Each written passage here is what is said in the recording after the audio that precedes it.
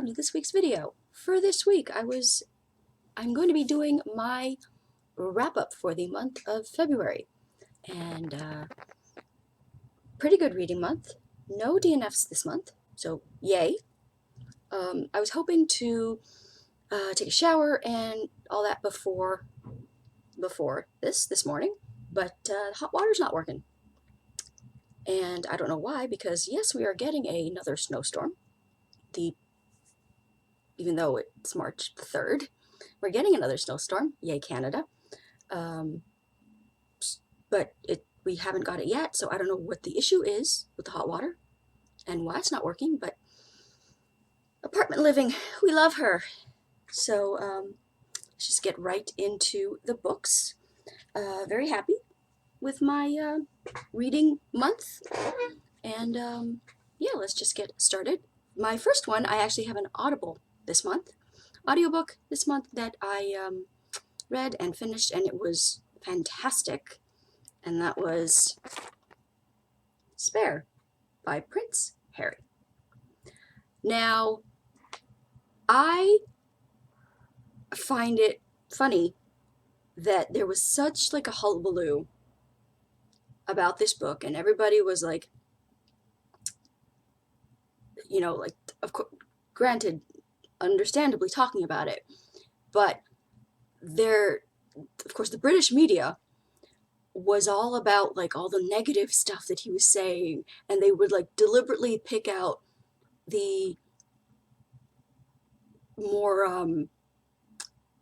negative things that he was saying about like his family, and of course making it seem like that the whole book was just a lambast against his family.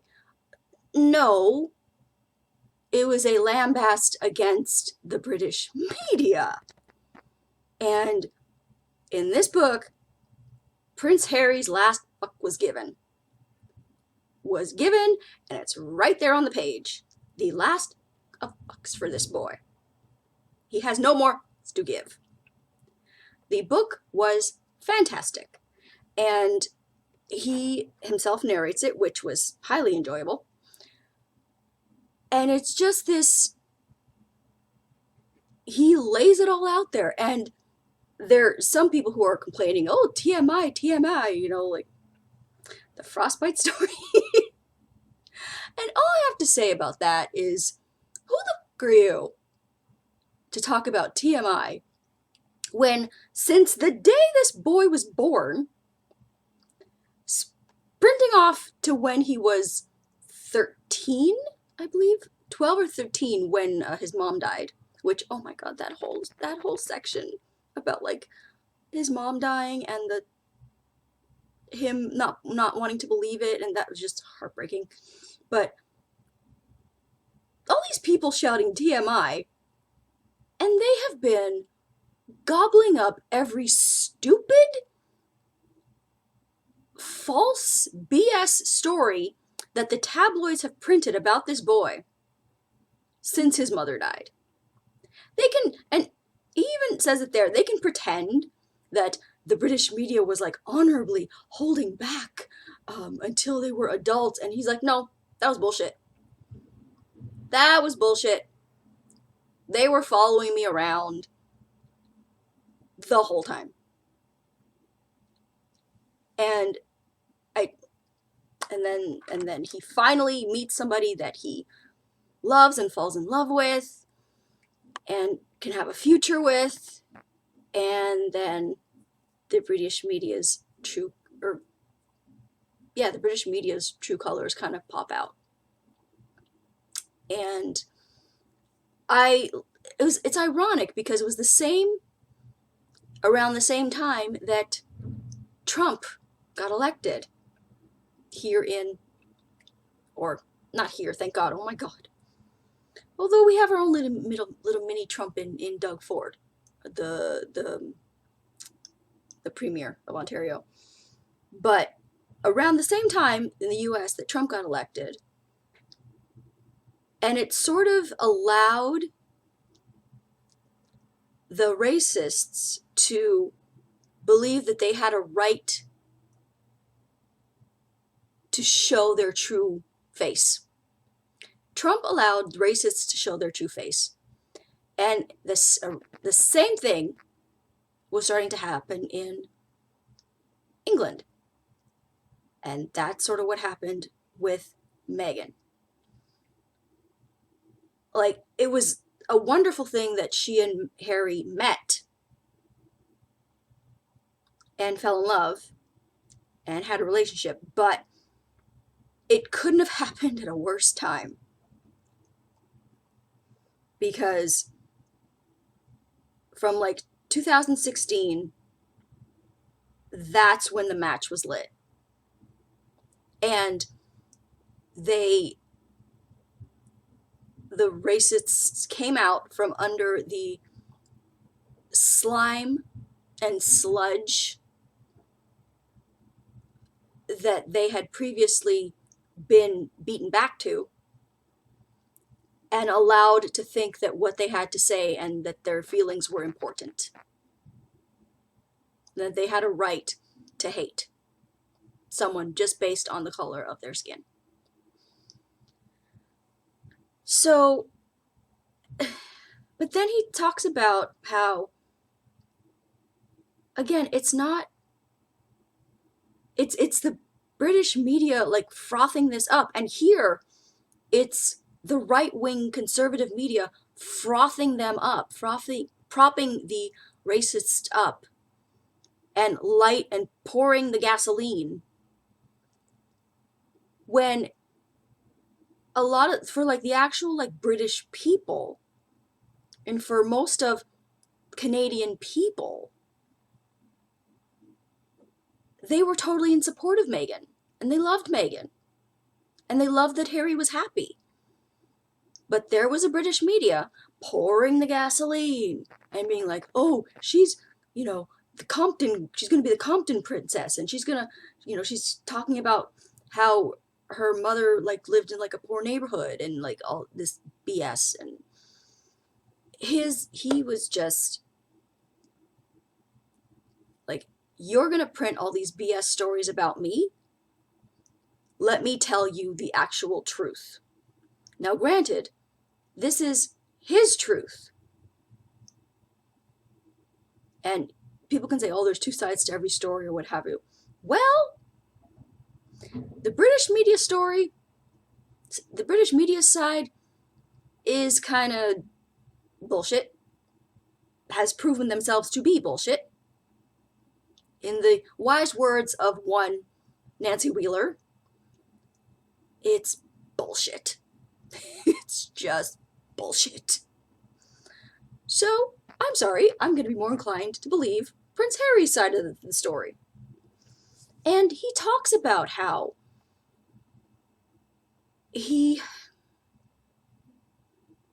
there are like nice moments and like good moments with his family and his father, and he doesn't trash his family in this. He doesn't.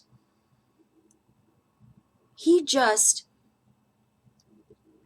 talks about how he wishes that he and William could have been genuinely closer.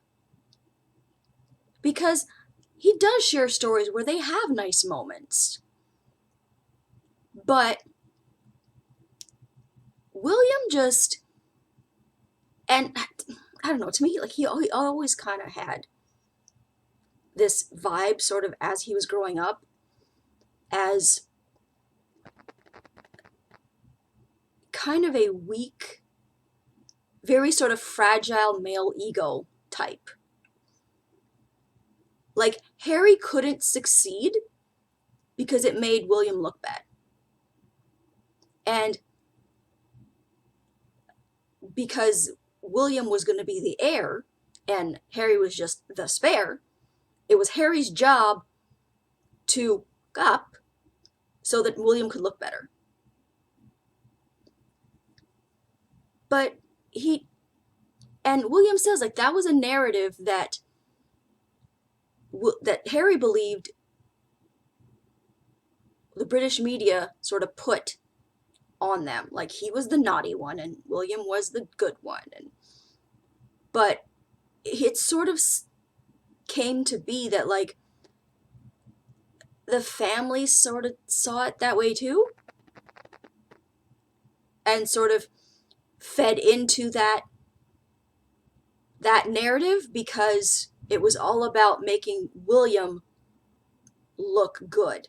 So if they had to feed into the bullshit of Harry being the bad one, they would prop up that story if it made William look good. And oh, Camilla. Whoa, Nelly. She's a piece of work. And Harry even said, like, in the beginning that, like, he loved his father and he wanted his father to be happy. And if Camilla made his father happy, when he clearly knew that Diana, his own mother, didn't make his father happy, they were not happy.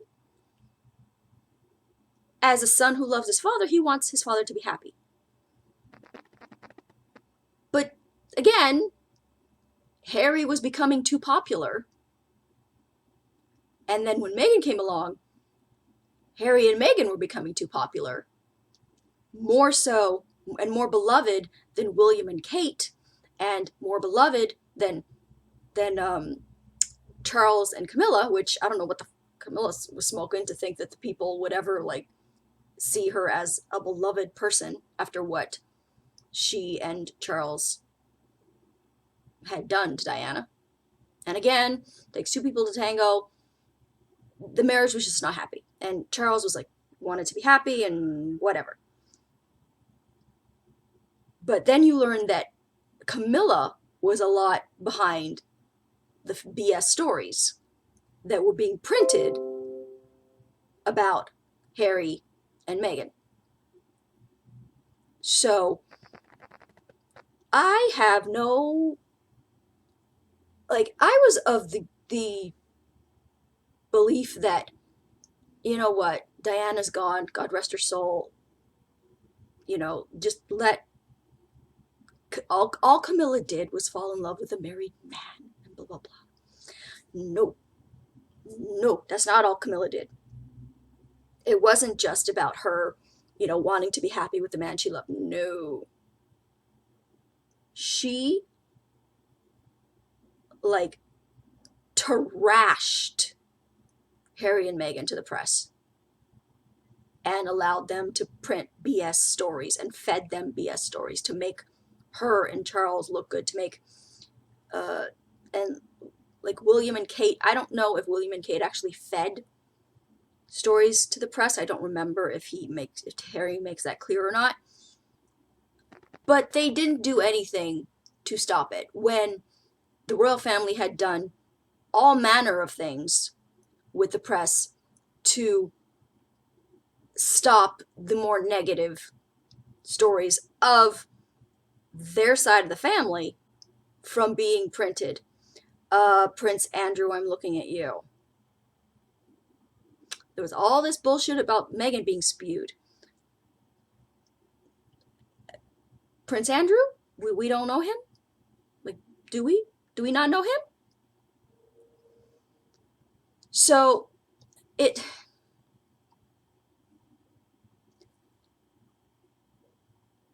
I don't know if they can ever come back from Harry sort of like laying it all out on the line. But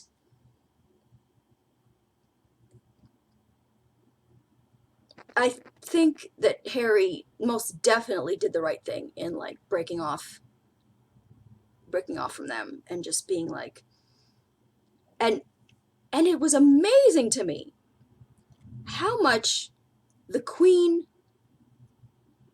didn't know. Because according to Harry's take, if it was up to the Queen, he and Meghan living in they would have been fine. The Queen had no problem with Meghan. Based on Harry's story, Queen had no problem with Meghan. It was her her her circle, her PR circle, her people around her, that and stuff that they weren't telling her. And it was Camilla and Charles and Kate and William and all this, like, and their offices, and just, it was just amazing to me how much the Queen was a figurehead but not in charge. She would make her decisions based on what her offices would tell her and what the people around her would tell her. And what the people around her were telling her, in the words of one Nancy Wheeler, was bullshit. So it's not a lambast against the British family, but he makes it very clear that his family was complicit in the British media attacks against his wife. So I thought it was a fantastic, fantastic book, and just their love story is just so sweet, and just so, you can't help but, or I can't help but, like, wish them well and wish them, like, all the best. And I just realized that this is crooked. Let's see if I can.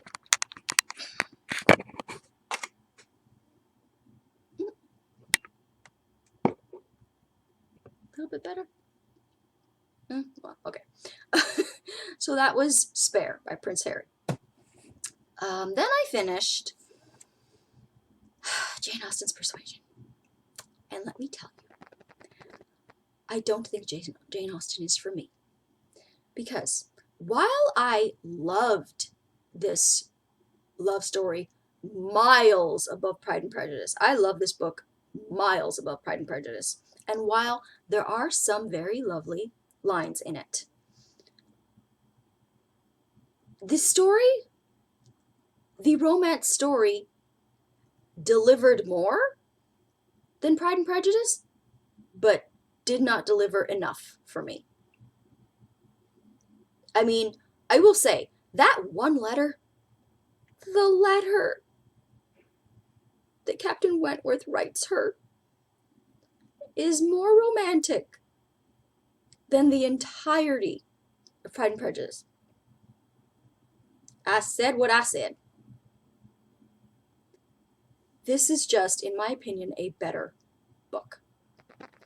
Anne is a better heroine. Oh my God, not once did I want to slap her.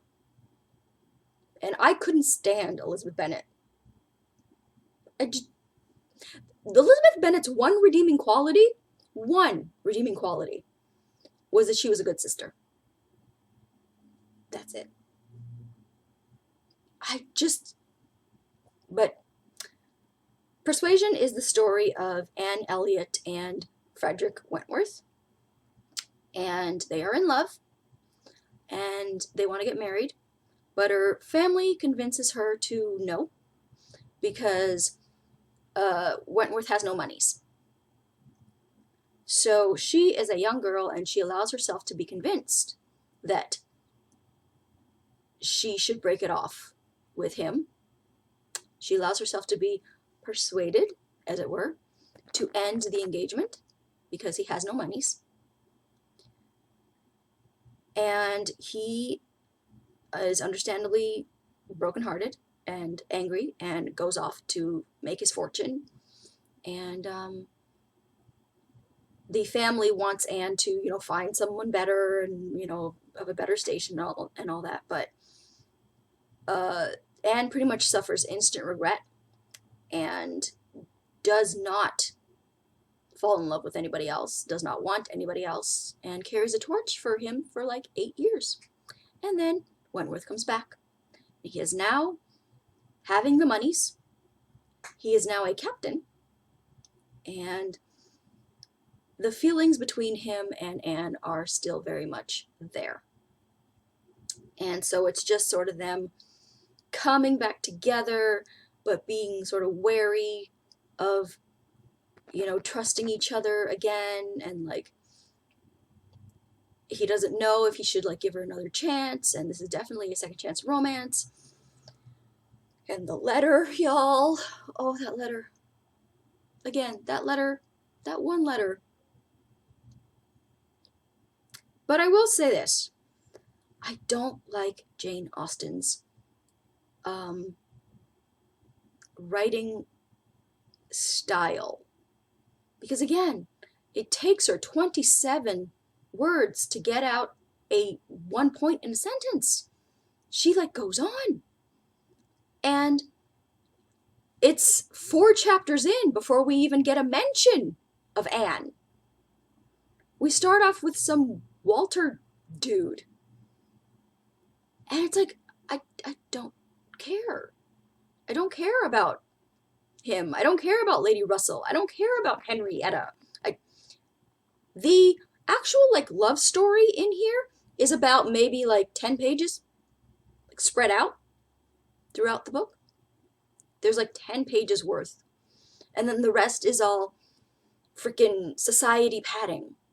That it makes me wonder, like, is it like Charles Dickens? Was she paid by the word? And so that's why we got all this extra shit that nobody cares about. Or at least I didn't care about. So I don't think Jane Austen is going to be for me. But if I ever have to make a choice, if somebody asks me, what's your favorite Jane Austen book? I will say Persuasion, while many other people would say Pride and Prejudice. No. No, ma'am. It's Persuasion. Definitely. So, then I read and finished Clara's War, a young girl's true story of a miraculous survival under the Nazis by Clara Kramer. Drink some more coffee.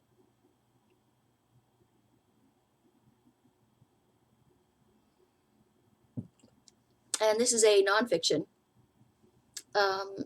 sort of in the same vein as like Diary of Anne Frank, but oh thank God, with a much better ending, with a much more nicer ending, because clearly this is written by Clara Kramer and is based on diaries that she kept as while her family was being hid by this German family, the Becks, who were had a reputation for being anti-Semites. And they cultivated that reputation very, very loudly to any Nazi that would hear. It was kind of like they gave the impression of like they didn't like Jews, but they hated Nazis more. So, but I'm not sure if that was true or not, because it was sort of like if they were pretending to hate the Jews very loudly and vocally, allowed them to hide Clara and her family for as long as they did. They were living in like this little mud room under the Beck's house for like a year, maybe over a year. And it was just, and then they, the Russians come and they liberate their town. But then like the NKVD come as well, which is like the Russian, kind of like the Russian Gestapo. So you had like the Russian army that came and like liberated them, but then the Russian Gestapo kind of came and like took over everything again. And they were going to arrest Beck sort of like as a traitor, because like he had guns and they were worried that like you weren't supposed to have guns, and they were gonna like arrest him. And just and let me just say, it was for Beck's sake, it was a very good thing that Clara kept writing that diary. in there. Like, yeah, that ended up being a very, very good thing for Beck. Um, so such a lovely, powerful, if I say enjoyable, but I mean like as a reading sort of experience, because the subject matter was definitely not enjoyable, but it was a very good story. So loved that. And finally, I finally finished Ella Montgomery's Anne's House of Dreams, and I took off the dust jacket because I didn't really like the dust jacket, and just sort of like this better. I would have loved if like they had more of this on the front. Like I would have loved if it had like actual like detail on the front and the back, just because that's just, the spine is just gorgeous. And I loved it so much more than Anne of Windy Poplars.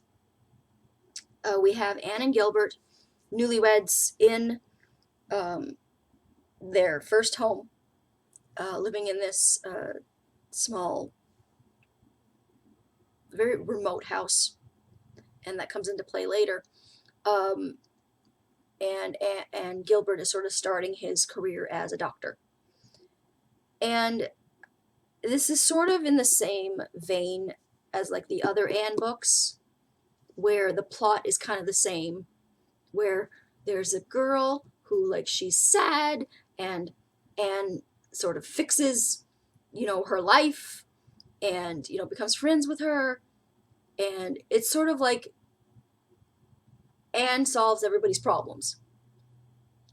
And I think that's just sort of what I'm going to have to make my peace with, that every book is sort of going to be about at this point. It's there's people who are having hard times, and Anne solves their problems. And I just have to like go in preparing, expecting that, because I loved this book more than I loved Anne of Windy Poplars, but I still wanted more. I wanted this to be more about, it's not about Anne's House of Dreams. It's about Anne solving Leslie Moore's, love life. And, Captain Jim. Oh, I loved Captain Jim. I loved him, that old man, so much. He, I think, was my favorite of the surrounding characters that Anne came in contact with.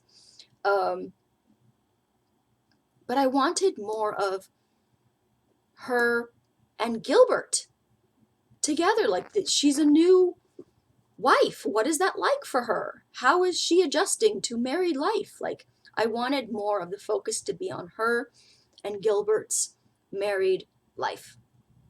And it wasn't that. It was more Anne solving everybody's problems. And but again, beautiful, beautiful lines. Oh, and it had illustrations too. I don't know if I'm going to be able to find ones here for you. I know that there's pictures. Let me just see if I can find some for you.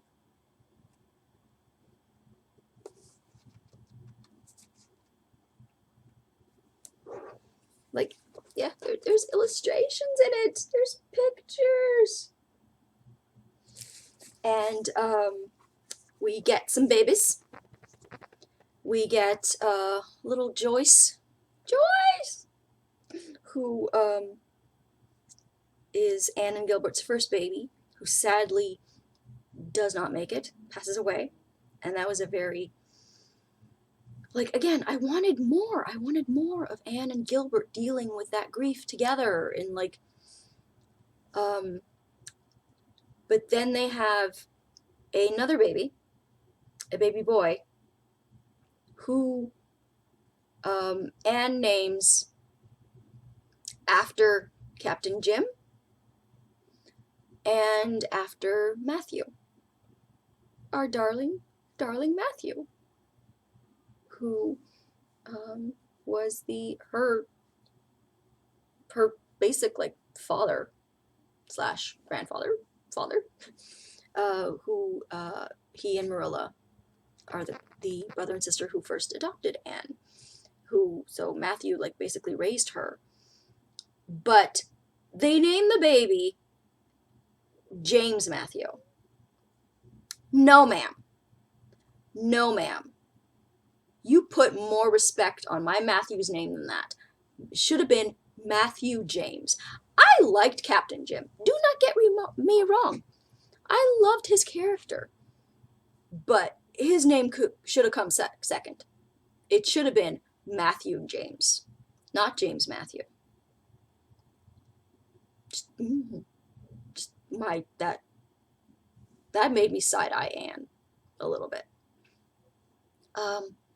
And they nicknamed the little boy Jem,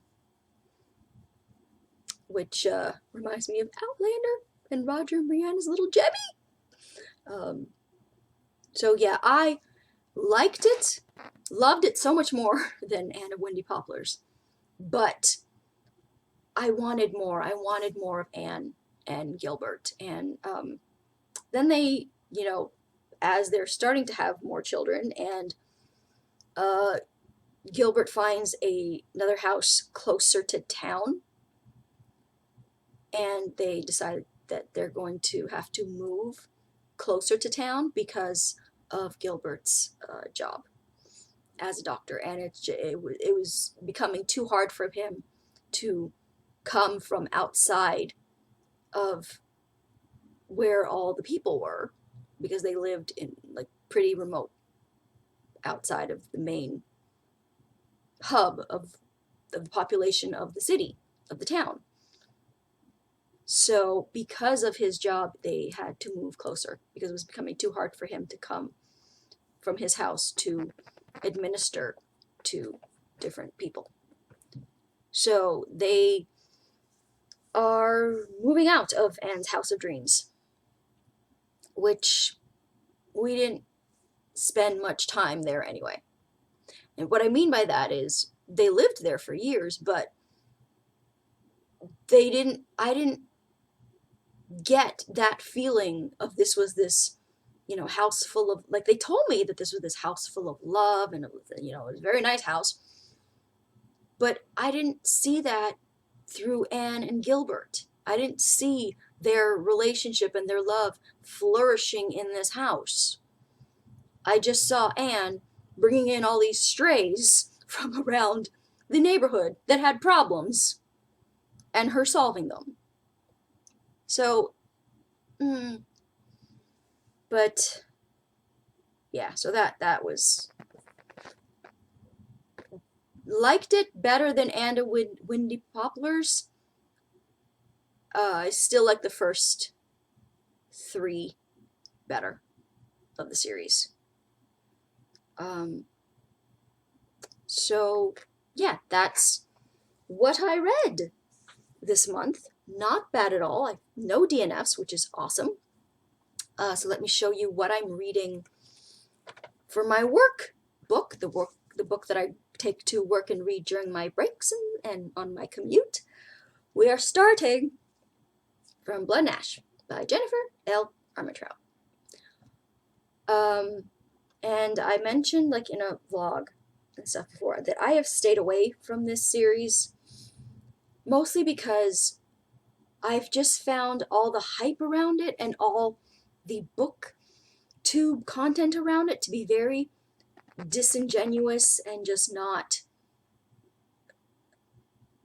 I had a hard time believing the hype, because it just seemed to me that it was more based on the author like sent me the book, or like I'm being paid to like review the book, and so I better talk good about the book. And that's just that's very much the vibe that I get from romance booktube, and I'm really on the lookout, on the search for romance booktubers that aren't just talking about the same 5 books, because they're being, there's a PR firm that's like contacting them and like giving them these books. And they all like sort of talk about these books in like the same way. It's like, oh, it ripped out my soul, and like, oh my God, it devastated me. And I find it just very hard to believe and just not believable. So, but my sister read this book and she enjoyed it, so I'm going to take her word for that because I trust her. And I'm enjoying it. I'm up to page 92. And we've met Poppy and we've met Hawk. From the moment Hawk stepped on the page, he was giving me Lord of the Rings Aragorn vibes. So I'm totally picturing Aragorn from Lord of the Rings as Hawk. And that's been very enjoyable for me so far. But yeah, like I trust her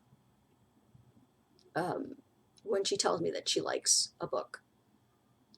And it's sort of why I don't, and it's not me being precious or anything, it's just I don't read, like I go to thrift stores and like I buy my books, and I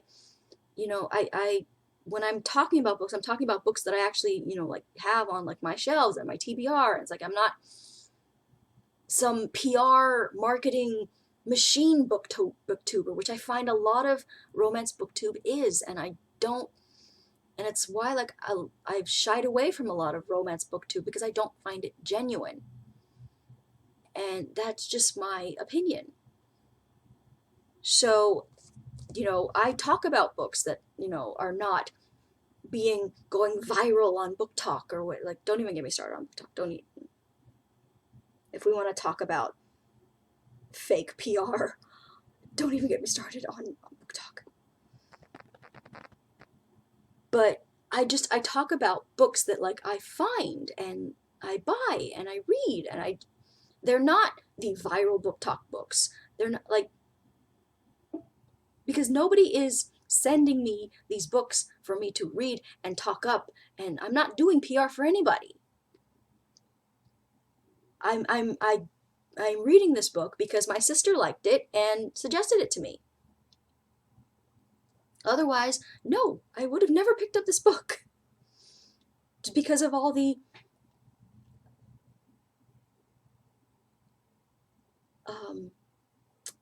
insincere reviews that I've seen about it. But I'm gonna read it, judge it for myself. So that's what I'm reading for my workbook. For my classic, I would say this is a contemporary classic, but classic nonetheless. For my classic, I am reading Lawrence Hill's The Book of Negroes. And in that one, I am up to page 70. And oh my God, I've already started like tabbing because, oh my God, this is exquisitely written. Just beautifully, beautifully written. I cannot tell you enough. And it's the story of Aminata? What we just talked about before. Yeah, Aminata Diallo. And she's living and being happy in her little village, and then she and a bunch of her slave people from her village, black people from her village, get taken, and she is going to she's being put on a ship and going to be taken across the sea to likely endure a horrible, horrible hardship as a slave. So she starts off the book as a young, free Muslim little girl who gets taken from her home and put on a boat. And the writing is just beautiful, just beautiful. And I am so looking forward to reading the rest of this book. Yeah, so I think that's going to be it for this week's video.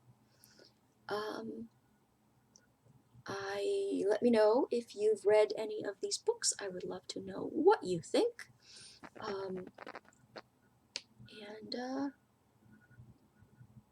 Yeah, I guess that's going to be it for this week's video. Follow me on Twitter at twitter.com/authorejamie. Like my Facebook page at facebook.com/authorejamie. I'm going to see if hopefully the hot water is working now, and I will talk to you guys next time. Bye.